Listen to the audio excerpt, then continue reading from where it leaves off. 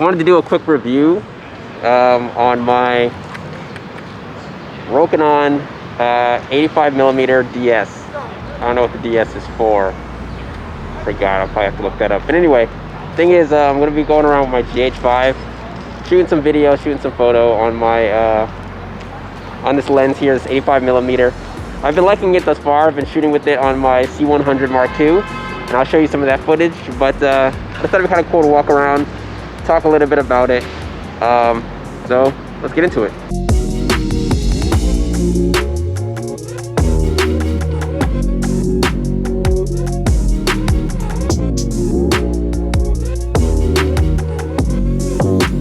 Also, I've been using the dummy mount. I don't know if you can see this here.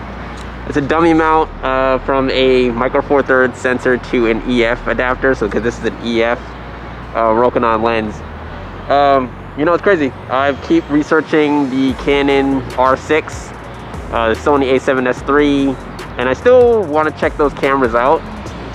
But I always notice, like, man, I'm kind of keep trying to get rid of the GH5. I love the GH5, and I keep learning, kind of relearning that through its IBIS. I think Panasonic has the best IBIS in the game, because using this 85mm lens, there's like no shake or really no micro jitters, no wobbles and things like that. And I think that's like kind of a plus of having a micro four thirds sensor. Issue with that is that with this micro four thirds sensor, I'm dealing with a crop. So even though this is an 85mm, it's not a true 85 because I'm not shooting on a full frame sensor.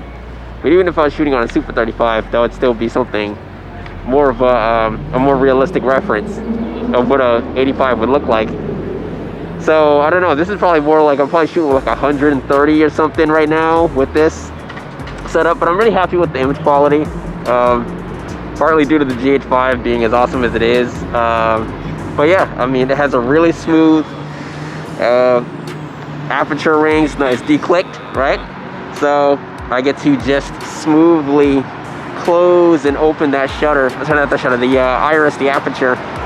And that's really nice. I mean, I've been kind of using it for exposure because I don't have any ND filters out here.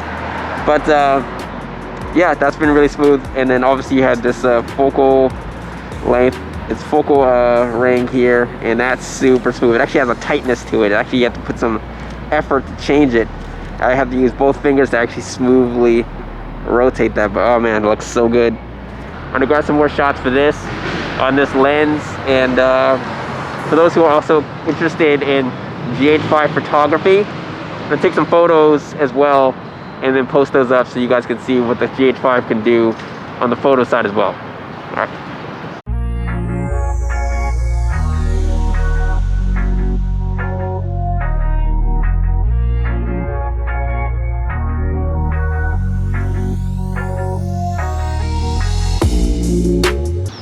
So anyway, really happy with this lens, the Rokinon DS 85 cine lens.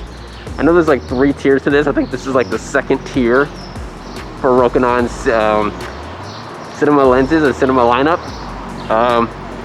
This is I got for $300, I believe, and I think it's normally on retail it's $400. So I think my next one I'm probably gonna buy is going to be the 50mm lens. Because right now I have the nifty 50, the 1.8. But I think a more cinema lineup of 50mm is the next step to go. And then maybe ideally I'll have like a 14mm, a 35, a 50mm, and an 85. Maybe a 135, not sure. But I really like this this lens lineup, so I'm probably gonna stick with this. Have any questions about it, let me know. Thank you guys a lot for watching.